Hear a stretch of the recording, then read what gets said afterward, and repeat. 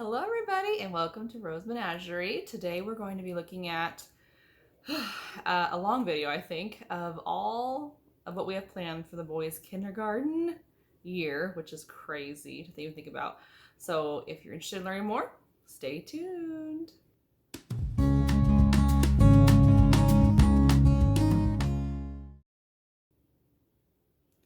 Okay, let's go ahead and get started. If you are new, welcome. And if you're not new, welcome back.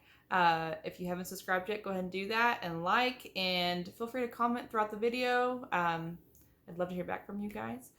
This video is going to be long, and I'm going to do my best to try to keep it concise, but I just know it's going to be long. So apologies in advance. If you make it all the way to the end, gold star for you. So this video is, like I said, going to be what we're doing for the boys in kindergarten. I want to get this video out now because Carl and I are leaving for a homeschool convention tomorrow morning. And actually when you see this video, it'll be this morning, like the morning of. So I really wanted to go ahead and get a game plan before I went, as well as getting things ready, which you guys will see too, just so I don't feel swayed to redo the whole thing. And yeah, I just wanted to go ahead and go into the weekend with a plan so that I don't get overwhelmed with trying to come up with a plan, if that makes sense. So I do have a list of notes here that I want to kind of read through to kind of set the stage. My intent is that I will have the different sections bookmarked in the description. So if there's something in particular that you're looking for, you should be able to click on that and take you right to it. Like I said, it's going to be a long video and I apologize in advance. But hopefully it'll be helpful and it'll be something that you can use as a good resource. So before I go into the nitty gritty of what we're actually going to be doing, I kind of want to share a little bit of our backstory and why I have things the way that they are. And hopefully that will help you to kind of create like your envisionment for your homeschooling, because it's going to be different from person to person. You don't have to make it any certain way at all. That is the beauty of homeschooling. It's also the hard part because it's so easy to be able to compare yourself, and you don't need to be doing that. And just also know it's not public school, so you can be a little bit more fluid and flexible with what you're doing. I feel like that is said a lot in homeschool circles, and I personally had a wonderful public school experience as a child and even teaching. So not that to be, I just don't want that to be like a negative stigma or anything like that. It's just that it is different, and to be aware that you are teaching your children that you know to the bone, and it's just a different animal. So kind of a little bit of my backstory is that, let's see, I grew up military, so I went to many different schools throughout my years of being actually in school, and I graduated from a public school, and it was a smaller school.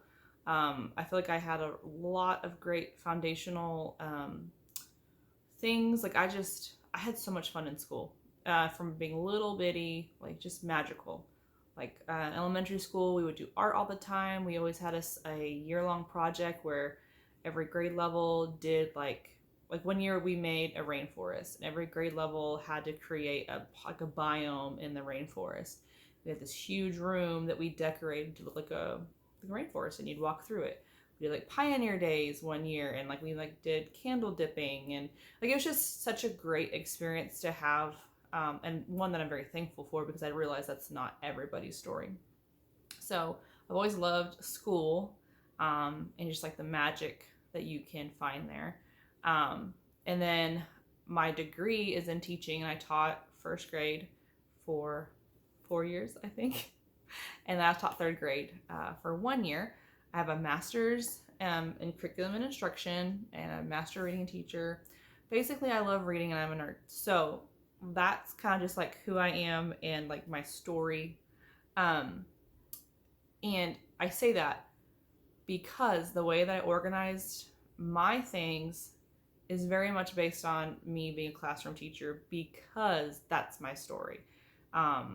There's more flexibility, there's grace. I just want it to be so clear that it doesn't have to look the way that I'm doing it, but hopefully just sharing what I have planned and how it's organized will be a blessing to you, and then maybe will give you something to bounce off of later as you are doing yours, or as right now as you are going through your stuff. As far as the boys go, so I've been overachiever since they were babies. We did a program called ABC Jesus Loves Me when they were 2. And actually it was before they were 2. I think it was probably 18 months old. And it was too much. Like in hindsight, I did too much too fast. And I learned that, and I gave myself grace, and we didn't do everything. But just keep that in mind. Oh, as I'm here, one's coming right now. So hold up. Okay, I'm back. Anyway, so the boys started with ABC Jesus Loves Me, which is a great curriculum. It is totally free. Well, I should say, I should have looked that up beforehand. It was free whenever I did it with the boys. I think it still is. You can Google it and find it. It's faith-based, and everything's tied back to the Bible, and she's very well, has thought things out, like with fine motor and gross motor type stuff, and it's just really well done. There's so much there. We didn't do even half of it, but that is what we did. Like I said, bits and pieces of it. We did that when the boys were 2, and I think even 3 maybe. It's kind of a blur. My boys are both 5 right now. We have twin boys, so a lot of it I don't remember very clearly. And then we did General and Classical, which we started. All the boys were also in Mom's Day Out for a little bit too. But we did General and Classical, which is by a gal named ERIN Cox. I will link her below. I'll link ABC Jesus Loves Me too below. But I really liked ERIN Cox's program. It is Charlotte Mason inspired, if you've heard that before. But essentially, it's very heavy in literature and the arts and stuff like that. Which I really appreciated because I love books and I love reading. And it's broken, like she has nursery rhymes. There's, let's see, there's a mini math component. There is like catechisms and scripture memory and hymn memory. There's some sort of like read aloud that you do, and then your kids can even act out with like retell it, using little, like paper doll type things, which we didn't do the paper dolls. We did do the retellings and we did the stories, but like I said, just tweaked it a little bit. You focused on Robert Louis Stevenson as a poet, and you like did his poetry that you memorized and listened, like read and stuff. And there was an art component, there was a music component, so much stuff. It was so good. And then she also has a nature program that we used to her volume 1. Which what I loved about her stuff is that the teacher guides are 100% free. So you could, in theory, do her curriculum for free. She does have amazing, beautiful like flashcards and memory board type stuff that is great too, which I did end up purchasing. But like for the nature, I kind of did my own thing, but science is like one of my favorite things. So I was totally okay with doing that. And we did that for, let's see, when they were 4 and when they were 5. Yeah, it's like when they turned those ages. So now we are going into kindergarten, and where I've kind of landed is using ideas from General and Classical and then kind of just making it my own. So before I go into that though, I wanted to share one more thing just to kind of keep in mind as you are planning what you are doing. We all have a reason for homeschooling. Hopefully it has a positive spin, but I understand that life happens. So knowing why you are homeschooling is very important because, when you get to those moments that are hard, you can think back to your why, and that'll help you hopefully just kind of see the light in a way, and just, find things that you want to emphasize with your homeschooling. Like for us, our biggest thing as far as homeschooling that we appreciate and are grateful for is the flexibility that it provides, the fluidity of it, that we can begin building like beliefs, like faith building blocks within our children at a young age. and, you know, just kind of have a larger role in that. And then just that we get to experience the world, and really focusing on building up good, wholesome children that just want to help people. And anyway, just the hearts of our boys is kind of where what we're trying to emphasize. Like, we want them to know what is right, know what is good, and ultimately follow Jesus too. So anyway, so once you know why you're doing what you're doing, that's going to help you, like I said, when it gets hard. And then just even like the practical things, like well, first of all, know what your state rules are. We are in Texas, so it's kind of open range here. I mean, they're obviously, please do things with your children. But like we don't have to turn lesson plans or anything like that. So for one, know what stipulations you have from the state level and even district level, things like that. And, you know, and think about, like, is the idea of doing school all year long something that you think that you would like to do? Do you want to try to follow an academic year? Do you want to do like terms?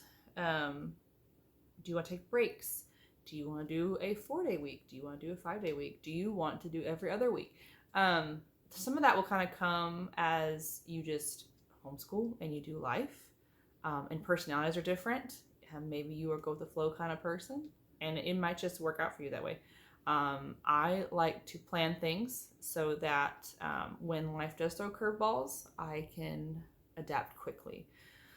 And what we've kind of fallen up into, and I'm really excited that we've agreed to do it this way this year, but this past year we did terms, and we decided to do 8 terms. We do not do a year long, so we start in August and end at the end of May. And we do 8 terms. We go like 5.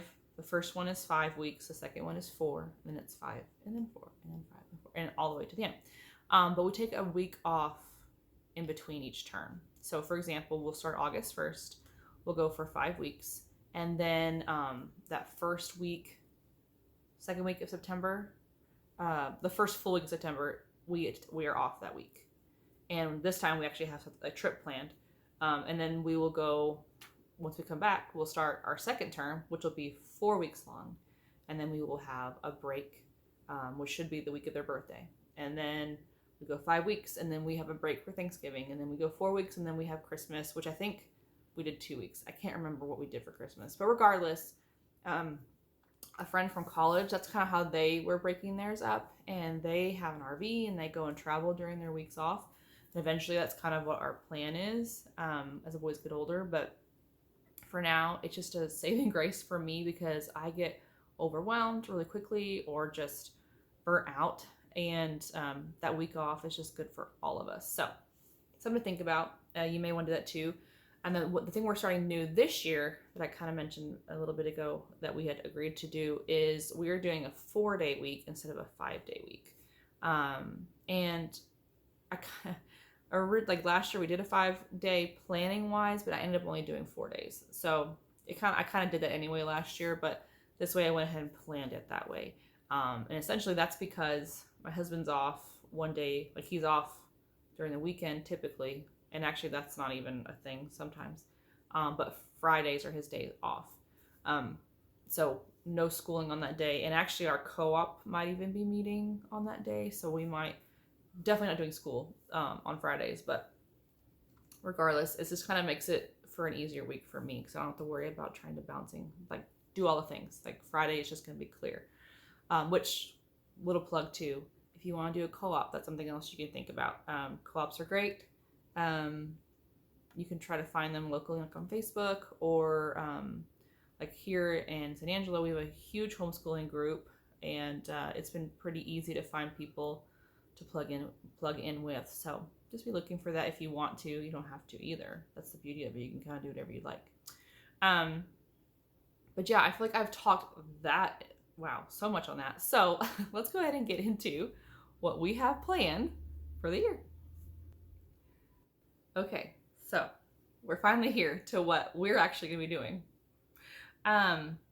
It's a lot, and just a little something to think about.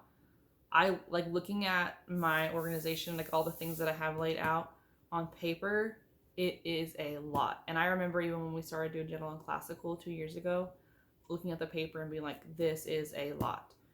But as you start doing it, whereas you see, for example, like 8 different things on your paper, 4 of them might take a minute or 2 minutes. It's literally just reading a nursery rhyme, or it's just reading a poem. Like, it doesn't take very long at all, but on paper it looks like a lot. So just keep that in mind.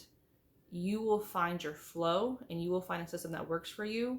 And maybe it means you read your stories like in the morning during the kids when they're eating breakfast, or maybe it's when the little ones are asleep during nap. That's when you do your older kids stuff. Like you kind of find those rhythms, and they will come. Just don't get discouraged when it's hard, because it will be hard.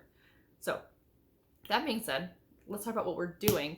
So as far as how I organize this, I took general and classical that we did last year, and I picked out the areas that I wanted to continue to grow in, and that's where I started.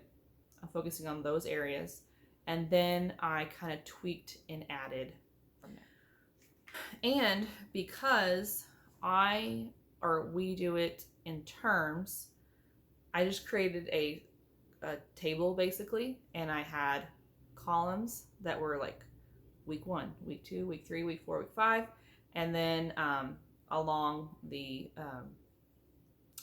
vertical axis, I just put the subjects. So like I'll try to put a picture of it right here, because that's probably easier than me trying to hold this up and try to read teeny tiny words. But that's what I did. I just made a table, made it super simple, and I took my pen and I just like wrote all over it. Like, it is just all kinds of, like, you can see scribbles, where I changed my mind about stuff. And then what I did was I went back to the computer and I typed it up nicely so I actually could read it. Yeah, so really simple, just kind of write out your thoughts and then go from there. So here we go. Here's what we're doing. We're going to be doing, so our areas of study are the Bible, which we're going to be utilizing the ology. And then we're going to be doing catechisms again, which we're just going to be using the same ones from general and classical preschool, and we're going to do them again. We're going to be memorizing a scripture every term. You hear my dog. I took her same nursery rhymes from the preschool, and we're going to do them once more as of right now. And then I have a poem book called Sing a Song of Seasons that has a poem for every day of the year. We're going to be doing that. As far as reading goes, we are doing an illustrator study, and it's going to be based off of the Storybook Garden in Abilene, Texas.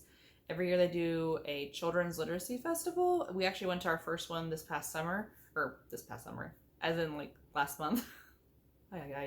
And every summer they introduce a new illustrator that they like focus on and highlight, and they're actually there, and it's really cool actually. So what I did in theory, I actually haven't done this yet, is each term we are focusing on an illustrator and their works, and we're going to be doing activities alongside that. If you've ever heard, a child's going to come here in a minute, I just know it.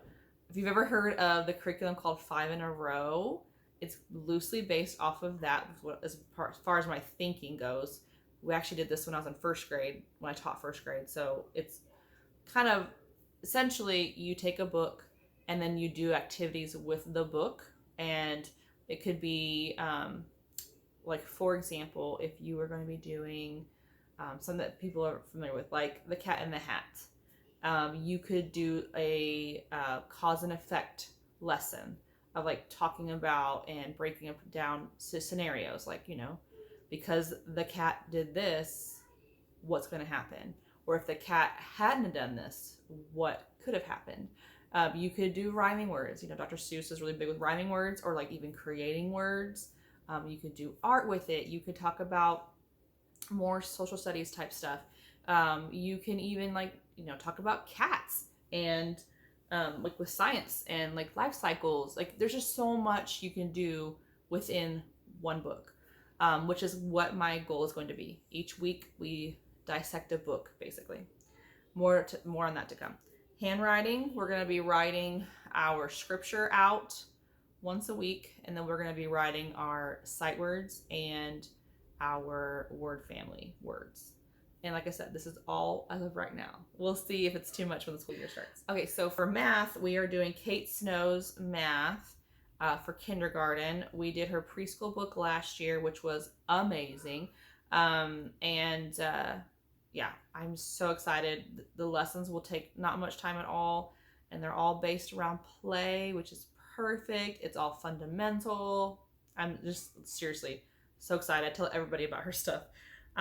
Nature, we are going to go ahead and do ERIN Cox's Nature, but she released a volume 2. It's all about ocean animals and marine life, so we're doing that. And then we have sight words we're going to be doing every week, which is a program that I just have from teaching that I'm going to use. We're going to be focused on a word family every 2 weeks. So over a 2-week time, we'll focus on a word family.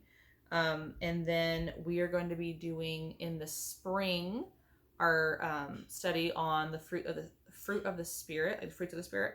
And in the spring, we're going to be doing the armor of God. And then there's a hymn that we're going to be learning each, I think it's every 2 weeks. We'll discuss a hymn and kind of the history of it and learn about it, and then we're going to actually learn the hymn. And then the final thing I have on here is we're going to be doing a music component, which is a program called Prodigies that we were gifted when the boys were little, and we have a lifetime membership. It's worth every penny. It's wonderful. So we're going to be doing that. So, like I said, lots of stuff on paper, lots and lots of stuff, but my children are getting out of hand. So I'll probably take a break for a moment. I will come back in just a bit, and I'm actually going to show you every little thing that we're doing. So hopefully that will be helpful to you. Okay, I'll be back in a bit. All right, I'm back with actual things. Okay, so the first one is Bible, and we are doing this book called Theology. And this is just great, guys. Let's see. Basically, it helps you to be able to teach like theology to your kids. And what we're gonna be doing as of right now, like I said, this is all so loose. Like I have a plan. I have it all written out so that as life happens, I can push things back, move things forward. I even forego things entirely. Like if we're not ready yet, we'll move it back a semester or a year, or we might even not do it at all. It's okay. But what we're going to be doing is, let's see. We're going to be doing 1 to 2 sections every week. So what this will look like is probably while the boys are eating breakfast or at lunch, when they're doing something else, we'll read this together and talk about it. So here's an example. This is the very first one. It says God always was and always will be. And it is like these 2 pages right here with just the picture and the words. And then there's, this other page. So essentially what we're going to do is read it and talk about it. If I feel so inclined, we might do an activity too, but for the most part, this is going to be a discussion kind of type of thing. So we're going to do 1 to 2 of those little sections every week. And the catechisms are, like I said, from General and Classical. She may have got them from somewhere. I don't know. But we'll do one. We'll focus on one for 2 weeks. And literally, it's just a call and response thing. In whose image are we made? And the boys say, we are made in the image of God. That's it. So we'll do that a few times, and then eventually it'll just be once a day, and then we'll build on and do the next one. So that's just something will be super quick, but that we're going to be doing every day. The scripture, I have 8 scriptures picked out for us to memorize this year. And essentially we'll just be doing the same scripture for the entire term, and then we'll move on to a new one in the following term in theory. And and we're just reciting it over and over again. We'll probably do some sort of game with it, like taking turns with words or hopping on one foot, like just really simple stuff. And we're also going to be writing it once a week in our handwriting book, and that'll just be a little bit here and there. Their hands are not coordinated enough for like true handwriting, so it's more of just like the practice. I'm not looking for perfection. I'm not going to be grading it. Like, it's just for the practice. The nursery rhymes, we're going to do one every week. And this is what I got off of doing General and Classical the past 2 years. So we're using this book again. It's just the Mother Goose collection of nursery rhymes. And we just read the same one over and over again. Like, not even a minute sometimes each day during lunch or breakfast or whatever. And yeah, talk about it. We might expound on it, like talking about rhyming words, or like, why did they do that? Or what does that remind you of? Or just things like that. Do not ask Google or Alexa what the meaning is, or to repeat them, because sometimes she'll actually go and tell you like what the meaning is, and it's too much. Just don't do it. And then let's see, poem. Okay, I'm so excited about this one. So last year we did Robert Louis Stevenson works. This is the book for this year. Hopefully, I don't know how this is going to flip. It may not flip for y'all, and I apologize. Sing a Song of Seasons, a nature poem for each day of the year. So literally we will turn. So like, for example, when I'm filming this, it is July 6th. She sells shells on the seashore. The shells she sells are seashells, I'm sure. Why did I pick this one? If she sells seashells on the seashore, where are the seashore shells she sells? Oh, I love it. So there you go. Yeah, there's just one every day. And so this could be something fun that we just read. We can expound on it. Like you can do anything with it, but literally not even a minute probably on this every day. Great for them just to hear it. And then with reading, I forgot those books. But so for the first term, we're going to be doing David Shannon as an illustrator, which if you like remember like the No David books, that's what his like big thing is that people know him for. Duck on a Bike. What else are we doing? A Bad Case of Stripes, The Rain Came Down, and Too Many Toys. And so each week I will take one of the books, sometimes two. Like the first week we're going to do No David and David Gets in Trouble, and we'll do activities with that. I plan on doing a more in-depth video on that later once I kind of get a better understanding of how I'm actually going to format this. But that's the plan. We're going to be doing activities based on those books that week. And then handwriting.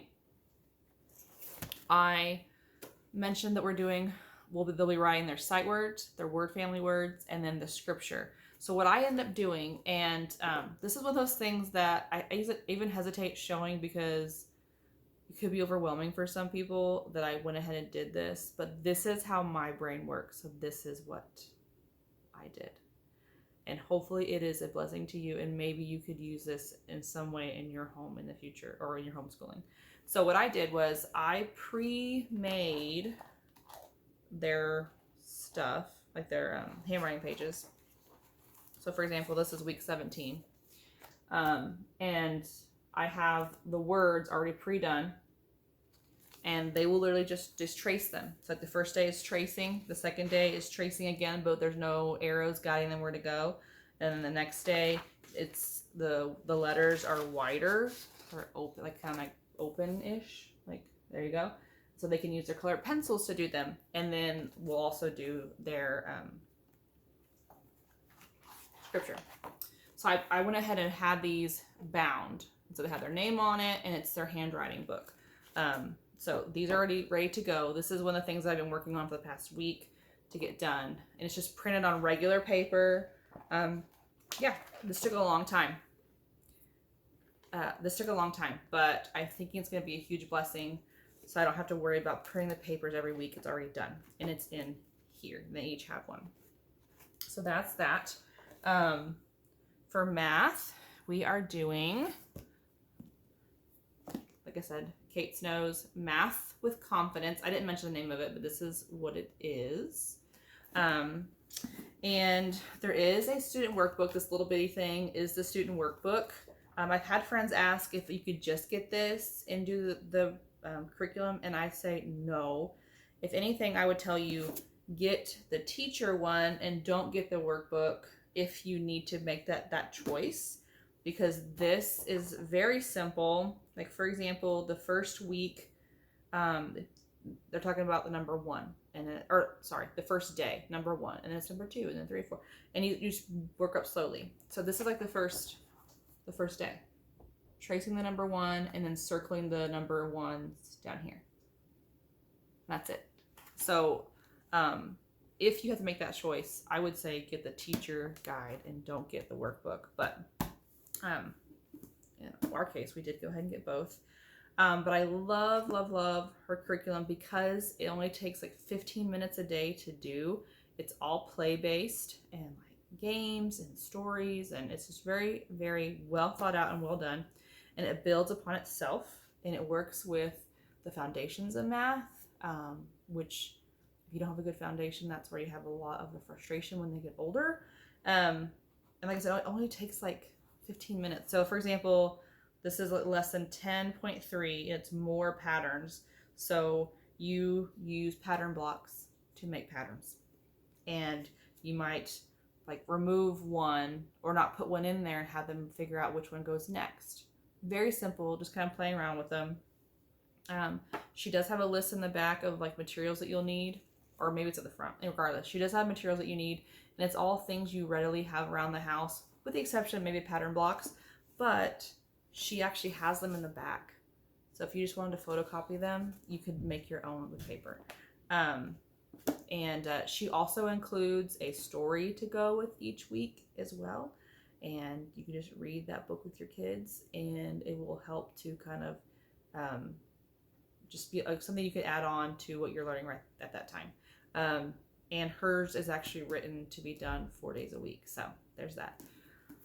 I'm so excited about this. Like I don't even have adequate words to tell you how excited I am about this. So yes, that's what we're doing for math, and we are just doing one of those every day.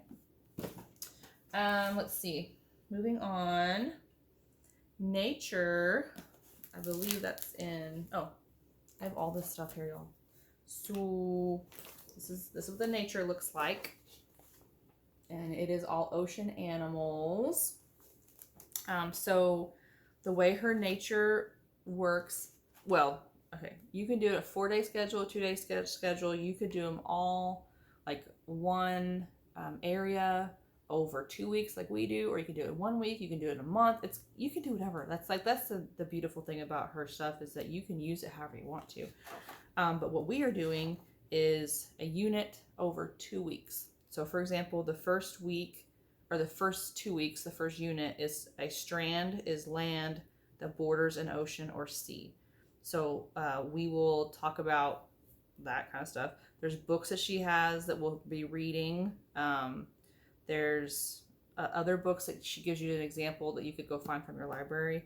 And then like things to explore. So like here, create a sandy desert. If you live near a coast, go visit it. If you don't, visit a local waterway, find some videos. This one, utilize an outdoor sandbox and create a pit in the center and add water. And then observe how long it takes for the water to drain. Create sand pay, look at sand under a microscope. There's just all these great ideas to get your kids going. And she has a level too. So like there's a level 1, 2, and a level 3. And it's just a little bit more difficult as you move down. And that just kind of goes to like what resources she has for you to pick from. But it's just great. It's wonderful. I love that I can open this up, and it's an open and go in a way if you have everything like the books that you need and stuff. But you can also just add to it. You can pull from YouTube videos. You can pull from expertise or like friends that you have or in your local area, or just so much you can do. So that we're doing, and it's a new one every 2 weeks. I just closed my list. Let me open them back up again. Okay.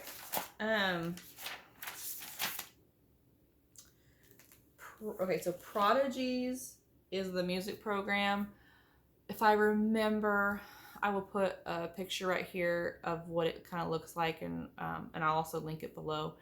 But it's already organized for you, and so we'll just do a lesson. We'll do one lesson a week. And last year we used desk bells. This year I got them xylophones. We'll see how that goes. But it's great. They love it. I love it. It's just wonderful. So I don't really know how to, if you are not familiar with Prodigies, you can even search it here on YouTube. They're just great. It's just so good. Do it. Do it. Okay. Sight words, word family. Oh, I didn't bring those word family books in here. I'm not gonna get them. Except I need to get this video done. Okay, so, but for our word families, we're gonna be doing a different word family over 2 weeks. Oh, no. Let me just go get them. So I did go and get the word family thing. So this I got off of a Teachers Pay Teachers thing that I bought last year. I used a little bit with the boys. Didn't use all of it, so I figured I have it. I'm gonna go ahead and do it. I will link her link below. But essentially what I did was I took all of her little activities and made them into a book. So like this one is our first week. It's AB. It's probably gonna flip for y'all, sorry. But then like I said, it's gonna be over 2 weeks, so I haven't actually like thought out when we're gonna do what word, like that kind of stuff. But it's just activities. It's like a word family house. What words are in the family? Sentences that they will like read and practice that have the words from the word family. What else is in here? Like cut and paste, matching the words to the pictures. These ones I printed on just one-sided so that they could cut them and it won't mess with it at all. There's like sorting, the different families. It's just a bunch of basically things for them to do to work within the word family, and hopefully you get comfortable with reading said words. So that's what that is. Like I said, they'll get a new one of these every 2 weeks is our plan right now. We will see how that goes. Sight words, I mentioned that I used a curriculum when I taught first grade that I loved it. It was one that another teacher had brought in, and I kept my copy from when I was in the classroom, and it's just wonderful. So what I stumbled upon it when I was going through my books this summer, and it may end up being too much for my boys. I don't really know. They're, like I said, they're both 5 going on 6, but they have different personalities just like anybody else does, and I feel like this is gonna be great for one of them because he's just is like chewing words and he just wants to say them and read everything. So I think it's gonna be good for him. The other one, he's kind of just chill, which is fine. I mean, they're not even 6 yet. It's not a big deal to me that they know how to read or not. I kind of just been letting them do their thing because I don't know, it's just fun teaching your kids to read, you guys. So anyway, what I did was I took this sight word curriculum and I did the same things I kind of did for that handwriting, and I printed off the worksheets so that I'm trying to find one that's actually something you can see. I print them off so they can do them each day. It's like for this week, the words are here, big, little, all is, and then for this day, they would put them in the boxes where they go. And every week, there's a list of sentences that we'll practice also, and then there's even like an assessment at the end of the week too. So I went ahead and printed them all out, and I bound them so that I wouldn't have to worry about it during the year. So this will be their sight word book, and this I am envisioning will take probably 10 minutes a day to do this. Like I said, if I need to let it go, I'll let it go. It's not a big deal to me, but it's done. And if I use it this year, great. And if I don't use it this year, that's fine. I can use it next year or whatever. So there's that. That's sight words. I did word family. Our virtue. I have a whole pile of things here. I'm like, what am I doing? Oh yeah. So I mentioned we're doing Fruits of the Spirit in the fall and Armor of God in the spring, which I was trying to find curriculum for that rather than having to write all the things. And I stumbled upon these. So these are called kids travel guides 2. And so I've got one for the fruit of the Spirit, and then I've got one to the armor of God. And from reading through it, it was written to be used like with like children's like Bible study type stuff for like church. And it has like 13 weeks worth of stuff, and it's like over 2 hours worth of activities and things. So the way I have it envisioned is we will work through this throughout the semester, and we'll stop. It'll end up working out to where we won't do it during Advent. Like once we get through like Thanksgiving, we'll start doing Advent in preparation for Christmas. But yeah, I'm really excited about this. Carl and I are also going to be doing our own Bible study on Galatians. So between what we're gleaning from doing that and this, I think it's going to be a great thing for our family just to be able to do together. So that's what we're doing. I have not done it before. I found only great things about it, but I didn't look very long. So I will keep y'all posted about this. I got this off of Thrift Books. It's also on Amazon, I think for $27, $25 or something like that. I got it for I think $7 on Thrift Books. So anyway, that's what we're doing. And then this is the Armor of God one for in the spring. Okay. Hymn. I stumbled upon this when I was watching another homeschool mom share what she was doing. This is for our hymns. This book's called Then Sings My Soul. I think there's like 4 of these now, but essentially what it is hymns and the history behind them. So I'm trying to find one that's kind of like, oh, here you go. His eye is on the sparrow. So you go. Has the actual music for it, and then it has the information on it. My goal one day is actually be able to play all these on the piano. I started learning how to play after Christmas, and I kind of have not done it since. But it tells you like when it was written, kind of the story behind it, the person who wrote it, what they were going through in life at the time. I think this will be really good as the boys get older. We're still going to be reading it and talking about it, and then learning the hymn over 2 weeks. But yeah, I think it's just a great way to kind of put, like just to kind of just learn the hymns and to know why we have them and where they came from. So that's what we're going to do. And I keep saying, I apologize for that. I believe that is all. There are 2 things that I didn't even mention that I'm realizing now. So I'll probably just have a separate section for these. But, one component with General and Classical that I loved was every day you did you start kind of, it was like a morning book. You started your day with it. So like the kids would write down how they're feeling. What's the weather like outside? What's the date?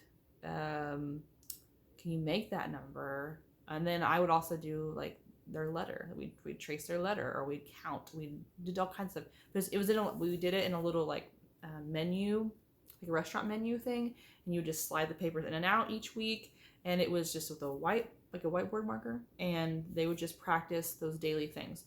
So I kind of took that idea. This is where my curriculum and formatting and just being an overall geek came in, and I created a planner for them. So instead of doing that menu thing, they have this little planner that I made, and it's I had to make 2 of them. So like this is their fall one, and there's a spring one. So for example, when we start, which it has the full month in there. So if we make stickers, or there's any like we always talk about like birthdays and stuff, and actually right now they have a calendar in their playroom that has families' faces on their birthday. So probably recreate those and put them in here. Anything special that's going on. Our Pokemon Go stuff will probably go in here. It's just kind of a fun way for them to get used to the idea of using a calendar. And then each day, so for example, here's the first day of school. This is Monday. And I apologize if it's backwards. I'm not sure how this is going to actually upload. But it says the date, and then today is Monday. So they'd write Monday. And then it says I feel, and they would color in how they're feeling. And then we have the season, so they have to differentiate that and color it. The weather is, and eventually we might even write the temperature somewhere on here too, but I just didn't put that on there for now. And then down here, it says I can make the date. So they would be using like, the word's escaping me, like groups of 10 and ones, individual ones here. We did this all last year, so it's really simple for them. It has a few of their chores, so they can mark that off. And this little space is just to draw or do whatever they want in. But every day it's the same. The only thing that's different is the math activity. So like on this day, they have to make the date using a 10 frame. So they just color in the number of the date. And then on this one, it's tally marks. And so they just go 1, 2, 3. And then this one is drawing. It says draw pictures. So they would just draw, like, this is the 4th, they draw 4 stars. And then on the last day, on Friday, it's a little spinning thing. Oh, come on. I can make the date. And so we would take our pencil with a paper clip, and they'd spin it, and they would either, like, so this is the 5th. So 5 long leaps, or touch your toes 5 times, jump up and down 5 times, spin around. And it's just a fun little thing for them to work on the date. And then the weekend is just open like this. And I know we're not doing school on Friday, so we may not even do these, but they're here in case they want to do them. Hopefully they will kind of take that initiative and do it themselves. But anyway, this is something that we'll do every day just for practice. And then the last thing that I meant to share that's kind of like the center of everything that I do is journaling. So as we're doing all of this stuff that I went through with you guys, we will come out with activities that we'll do, like when we're doing the Fruit of the Spirit. The first week is like they make a suit out of fruit to show how like we wear the fruit of the Spirit in everything we do. And so what we'll do is we'll create that, and then it'll go into their journal. So I have a journal for them right here. And when we're doing nature, maybe like with the ocean, we do like a sand painting, we could put it in here. If we go out on a hike, I'll take pictures, we'll put those in here. So this is their journal. So I got this actually from ERIN CONDREN. If you're not familiar with ERIN CONDREN, they are like a planner company. And I love the quality of their paper. And this is just their sketchbook. I've never done this before with journals. Typically I just buy these simple like travel journal type craft paper books off of Amazon, but we're trying this out this year. The paper is really it's thick, and it just feels amazing.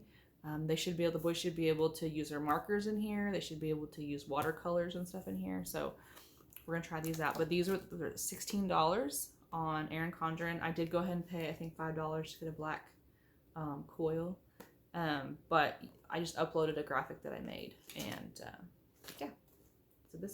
So we'll use this throughout the entire year. This will be something that we just add to as the year goes on. We might do journal prompts, like they have to do with our nursery rhyme or our story for them just to like write about in their journal. So this will be ongoing that we do as well. And we'll probably make a video on it at some point in the future because I love it so much. I can't believe I forgot to mention it, all this stuff. But anyway, that is it, y'all. I truly hope this was helpful and that you gained something from it. If you made it this far, let me know. And maybe share with me what you took away from it and what you learned. If any of it seems too much, or just let me know what you think. I tend to go overboard, and it's my personality, I know it, but I also know it's okay just to back off and not do something if I feel like it's not jiving. So it's okay. I'd rather be over prepared than not, if that makes sense. So like I said, hopefully this has been helpful. If there's something that I wasn't clear about or you have questions on, let me know and I will try to help you with that. I do intend to share us using these things throughout the year. I also hope to be able to have some sort of vlog up from our trip with the homeschool convention this weekend, and kind of see how that goes, because we don't know. We've never been before, so we'll see. Ultimately, just hope this is a joy to you, and that it's an encouragement, and that you just, if you are planning for your homeschool year, that you're not sitting in it just being overwhelmed. It's okay. Write down your thoughts. know why you're doing what you're doing, and kind of just focus in on that and let everything else kind of fall in place. All right, y'all. I think that's it. Be blessed.